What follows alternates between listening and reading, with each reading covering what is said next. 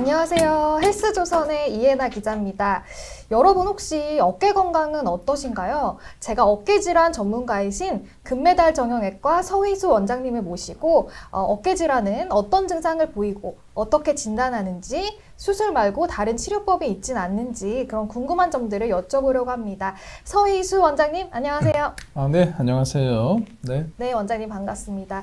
그러면 원장님, 네. 이 회전근개 파열은 저도 네. 잘은 모르지만 저절로 낫지 않는다는 얘기도 좀 네. 들었는데 네네. 이거 꼭 수술을 해야 하는 질환인가요? 네.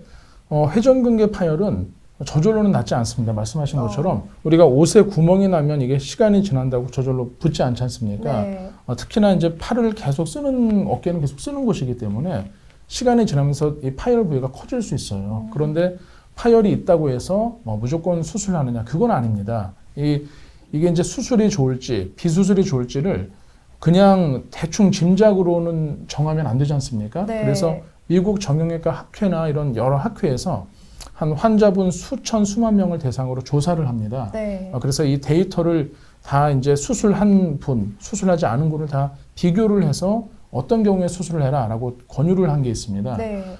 첫 번째로는 파열 크기가 3cm 이상. 그렇죠. 그리고 두 번째는 먼저 비수술적인 치료를 했음에도 증상이 6개월에서 10여 개월 이상 지속이 된다. 이때는 수술을 하시는 게 더 좋습니다. 그런데 역으로 3cm 이하의 파열이거나 초기에 내가 치료를 한 적도 별로 없고 네. 한두 달 전부터 어깨가 아팠다. 이때는 바로 수술하지 않고 네. 비수술적인 치료를 먼저 시행을 하고 있습니다. 그게 왜 그러냐면요. 네. 찢어진 구멍을 완전히 메꿔야지 제대로 낫는 것이 아니냐 많이 물어보세요. 내가 파열이 구멍이 생겼으면 구멍을 메꿔야 치료가 되지 않냐라고 물어보시는데 사람의 힘줄은 옷이 아닙니다. 옷이 아니기 때문에 옷은 찢어지면은 탁 메꿔 놓으면 이게 잘 유지가 되지 않습니까? 네. 어깨 회전근개 파열은 봉합 수술을 2중, 3중으로 여러 가지 기술을 동원해서 꼬맨다 하더라도 진이 나오지 않으면 도로 파열이 됩니다. 그래서 수술 후 재파열이 무섭거든요. 네. 수술 후 재파열되는 빈도가 문헌에 따라 다르지만 20%에서 40%대로 거의 한 3분의 1 정도 보고되고 있어요. 그러면 내가 시간과 노력을 들였는데 또 끊어졌다. 그러면 네. 아주 이게 일이 더 복잡하게, 더 복잡해지고. 그렇죠. 왜냐하면 꼬맨 자리가 재파열될 땐 더 크게 파열이 되거든요. 그러니까 이게 요만한 구멍을 막으려다 이만한 구멍을 만들 수 있습니다. 그렇기 때문에 무조건 수술하지 않고 네. 단계별로 치료를 한다라고 보시면 되겠고요. 네. 그럼 이제 구멍이 남는다 하더라도 이 구멍을 갖다 좁혀주는 힘줄의 재생을 돕는 방법들이 또 다양하게 있기 때문에 네. 무조건 수술하는 것이 아니다. 그리고 어깨가 아프면은 다양한 방법이 있기 때문에 먼저 전문의와 정확한 상담을 하시고 결정하시면 된다. 이렇게 이해하시면 됩니다. 또 힘줄 네. 세포 재생술이라는 게 네, 있더라고요, 네. 원장님. 네. 이것도 좀 궁금합니다. 네네. 네. 힘줄 세포 재생술 말이 좀 어려우면서도 쉬운데요.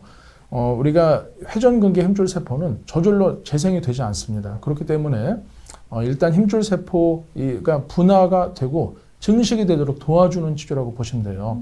먼저 이제 부분 마취를 합니다. 네. 정밀 초음파를 보면서 찢어진 힘줄을 관찰을 한 다음에 부분 마취를 하고요.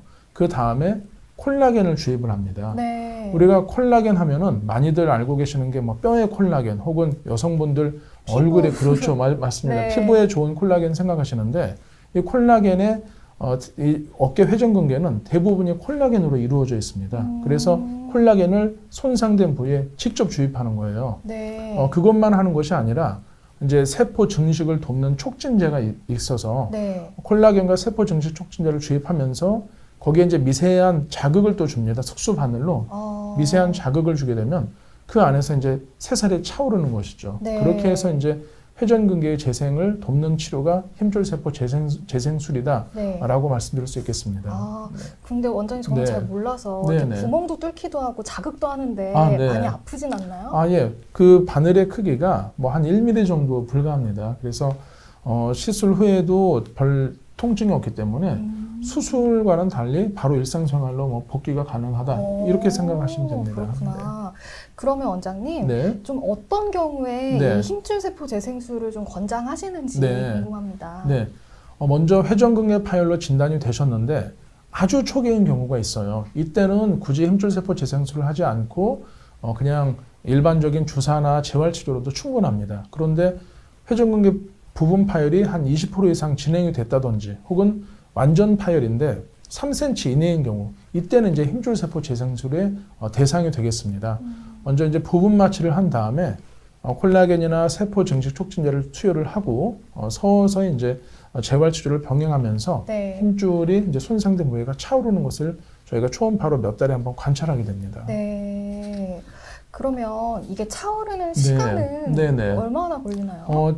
물론 크기에 따라 다르고 환자분들의 나이나 소위 말하는 재생 정도에 따라 다릅니다. 뭐 어르신들이 흔히 살성이다라고 하시는데요. 네네. 대략 6개월에서 한 12개월 정도 보시면 될 것 같습니다. 6개월에서 네네. 12개월 정도. 네. 그러면 원장님께서 이제 자세히 설명을 해주셨지만 네. 그렇다면 힘줄 네네. 세포 재생술의 네. 장점이라고 하면 어떤 네. 걸 꼽을 수 있을까요? 사실은 힘줄세포 재생술이 재생의학이 처음에 이제 미국이나 유럽에서 많이 개발이 되었어요. 네. 그래서 뭐 축구 선수 호날두라든지 뭐 타이거 우즈 골프 선수 이런 선수들이 수술을 하자니 은퇴를 해야 되고, 왜냐하면 수술에 장점이 있지만 또 단점이 내 정상 조직을 어쩔 수 없이 손상을 줄 수 있거든요. 그래서 예전에는 운동 선수들이 수술을 한다면 거의 은퇴를 각오를 하고 있습니다. 그런데 이제 이런 선수들이 뭐 줄기세포 치료니 이런 여러 재생의학을 받으면서 유명해진 치료거든요. 네. 그래서 수술이 아니지만 보다 좀 근본적인 조직의 재생이 일어나고 네. 또 비수술 치료이기 때문에 어떤 큰 후유증이라든지 혹은 수술 후에 뭐 한동안 팔을 못 쓴다든지 그런 것을 좀 피할 수 있습니다. 그래서 비수술과 수술의 장점을 모아놓은 치료다라고 보시면 되겠습니다. 그러면 원장님, 네. 골수 자극 재생술이라고 또 있다고 네네. 들었습니다. 맞습니다. 이것도 설명 좀 부탁드릴게요. 세포 재생 치료가 종류가 사실은 많습니다. 그런데 이번에 말씀드릴 골수 자극 재생술은 내 몸의 골수에 있는 그 줄기세포를 이용을 하는 치료라고 보시면 돼요.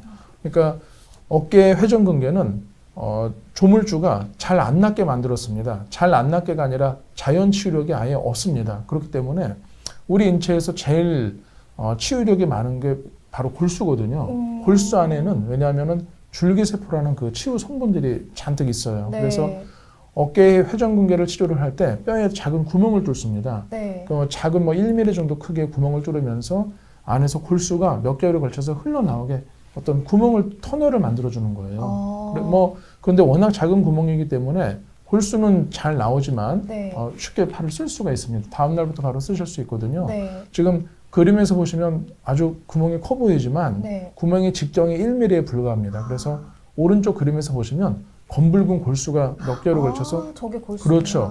흘러나오면서 저 안에 있는 줄기세포 성분이 회전근개 파열된 그 부위의 재생을 돕는다. 이렇게 생각하시면 되겠습니다. 그럼 역시 네. 좀 통증은 많이 없는 편인가요? 네네. 그 가장 중요한 게 사실은 통증이거든요. 네. 그래서 통증만 억지로 누르는 것이 아니라 이 근본적인 치료가 되면서 시술 자체로 인한 통증이 거의 없습니다. 그래서 뭐 당일날 바로 일상생활 가능하시고 네. 직업으로 복귀할 수 있다. 이런 또 특징이 있기 때문에 네. 뭐 직장 다니시는 분들, 뭐 일을 하시는 분들께 좀 더 적합한 방법이 되겠습니다.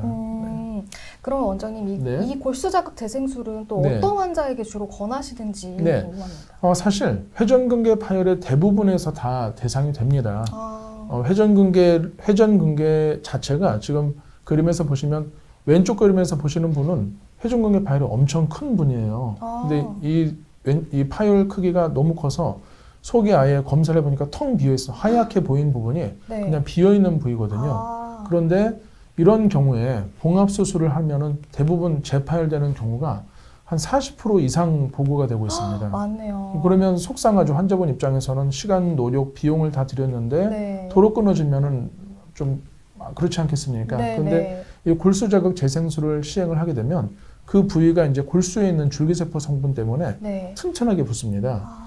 그러니까 환자분들이 이제 제일 궁금해하시는 게 튼튼하게 붙였는데 왜 이게 도로 끊어지냐라고 말씀을 많이 하세요. 뭐 그게 수술이 됐든 어떤 방법이 됐든 간에요. 그런데 왜 여기가 이제 어렵냐면은 안에서 진이 나오지 않으면은 아무리 이걸 2중, 3중 봉합을 해놔도 붙지를 않습니다. 그러니까 흔히 이제 뼈가 부러졌을 때 뼈를 잘 붙여놔도 진이 안 나오면 안 붙거든요. 진이라는 게 뭐죠? 진이 뭐냐면 조직이 손상이 되잖아요. 네. 그럼 거기서 이 말하자면은 세포끼리 융합을 하는 겁니다. 세포에서 왜 나무에 진 나오는 것처럼 네. 끈적한 것들이 나오면서 조직에 딱 달라붙는 거거든요.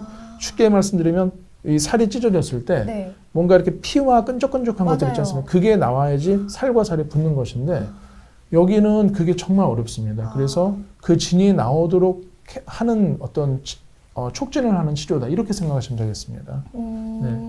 지금 그림에서 보시는 것처럼 네. 이 골수자극 재생술의 또 장점 중에 하나가 재파열을 방지를 해요. 그래서 진이 나오게 하기 때문에 네. 그냥 실로 봉합한 것보다는 거기다 본드를 더 붙인다. 본드를 그렇죠, 붙인다. 그렇죠. 그래서 재파열의 빈도를 그냥 했을 때는 한 40% 가까이 보고가 되는데 네. 재생술, 골수자극 재생술을 같이 할 때는 10% 이내끼리 10% 이내로 재파를 낮출 수가 있습니다. 그러니까 세포끼리 융합을 시키는 거라고 생각하시면 됩니다. 오늘 긴 시간 동안 너무 많이 유익한 정보 주셔서 감사합니다. 서희수 원장님. 네, 감사합니다. 감사합니다. 네, 고맙습니다. 감사합니다.